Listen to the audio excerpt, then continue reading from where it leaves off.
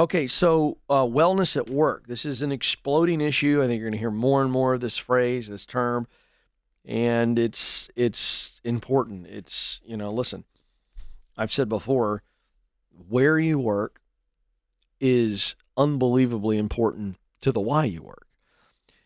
In other words, you could be in a job that you are absolutely born to do. I mean, you're good at it. You love the work. It produces results that matter deeply to you. You're highly motivated, all the things, but you're in a crappy work environment and it will suck the life out of you and you will not want to come in anymore. And that creates a lot of confusion because you're going, man, this is freaking awesome. I love the work, but I can't stand anybody else around me, or I can't stand the environment. And so this is important stuff. And so let's break this down. The Bentley Gallup Business and Society report is what we're going to pull from here. And the overall takeaway from this study is that American workers seem to be optimistic, hopeful, around wellness initiatives that are being presented in the study.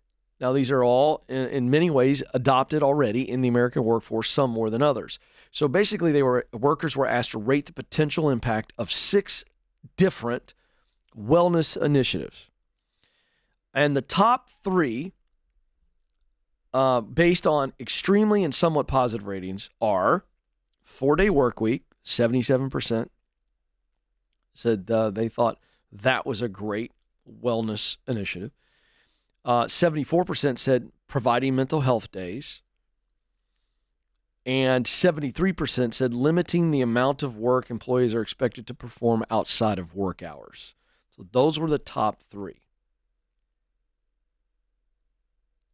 Now, limiting the number of hours employees are expected to work outside the workday and the mental health days got the highest ratings. And I think that's largely because I think a lot of workers don't believe it's going to be very realistic to see a 4-day work week anytime soon. And I think that's probably why that's the case. I would almost bet you that if they thought that the 4-day work week were far more realistic than it is at this very moment, I think it would be the highest rated option. But mental health days are essentially another way of saying I've got an additional sick day. Okay. Now, the 4-day work week. I want to cover this because, again, this is the newest of ideas. It has been tested extensively. We've talked about it a lot on the show. This is very interesting. 77% of U.S. workers say a 4-day, 40-hour work week. So now, this is a 10-hour workday. And I think it's one of those things where I think people like the sound of it, but I don't know. Because here's the deal. You're cramming 5 days of work, okay, 40 hours, into 4 days. And you go, well, I get that extra day off. So let's just assume in this, and again, this is not going to be uniform this way, but let's just assume in this example that Friday's your day, your extra day. So you go, well, man, I don't mind putting in 40 hours Monday through Thursday, 10 hours a day. That's no problem. Okay. Well, let's pull back on that just a little bit. Can we scan out? All right. Now, how many of you really believe you're putting in a full 8-hour day? How many of you? You putting in a full 8-hour day? I mean, are you working 8 full hours? Yeah, some of you are going, I put in way more than every day. Okay, great. Here's my point. It's not as clean as saying, look, if you work your 40 hours in 4 days, you're good.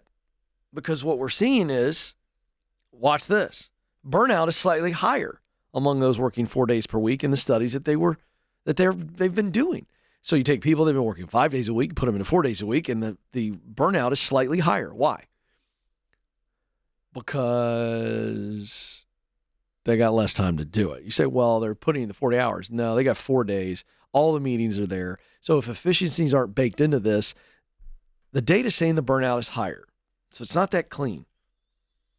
But obviously, on-site workers with a 4-day work week have higher rates of well-being than their counterparts with 5 or 6-day work weeks. But engagement's not higher. So leaders are going to have to figure that part out. If we're going to go that route, can we do it well to where people aren't more stressed out?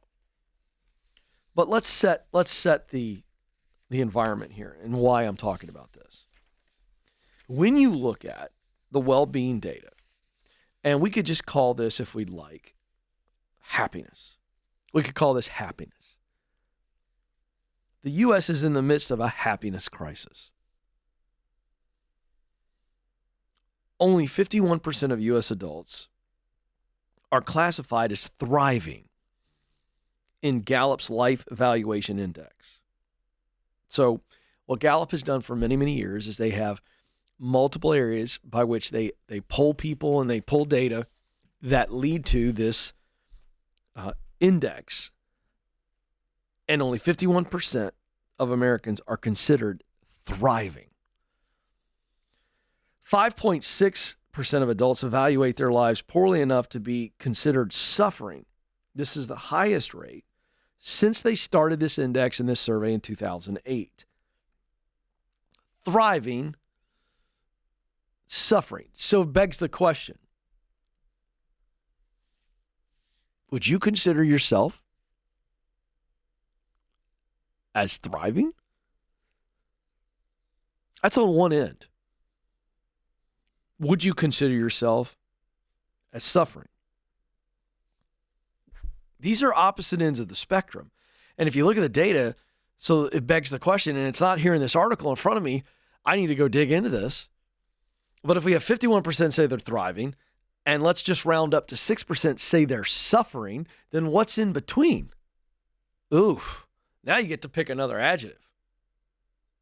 But I think we can all agree, all right, we got 51% say they're thriving, 6% say they're suffering. So that leaves us at 57%. So we now have 43% of Americans that are what?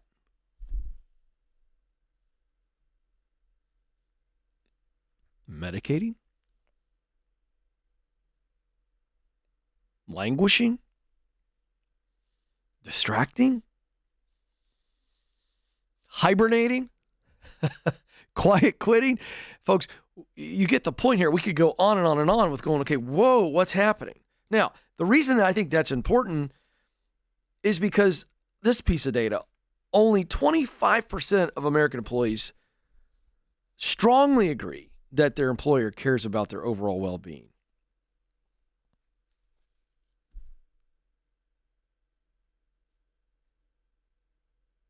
That's stark. You think about how many Americans say they want to be self-employed. The numbers are somewhere in the 70% range. How many actually are self-employed? About 7%. And then you start to look at these numbers, you go, wait a second.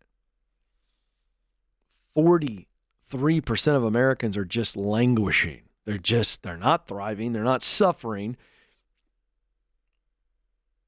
They're just kind of comfortable zombies, yes? Trying to get by, trying to get distracted. And then 25% go, my leader actually cares about my well-being. Now, if only 25% of American workers believe that their leader cares about their well-being, then that means that those people don't have any hope that their work life can get better. Their only option for improving their life is the changing jobs. So what happens if they change jobs and they find the same thing?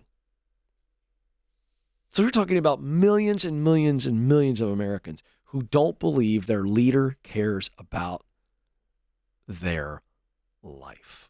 That sounds stark and awful. It's not. It's true. Imagine spending the majority of your life, which is at work, thinking that the people you're working with or the person who has the greatest impact on your ability to change your life doesn't care about your life. Whoa. This is a massive leadership failure, but equally a leadership opportunity. Leaders, you want to stand out, have the best team, have people flock to work with you. Start treating people in a way where they believe that you care about their life and their life getting better.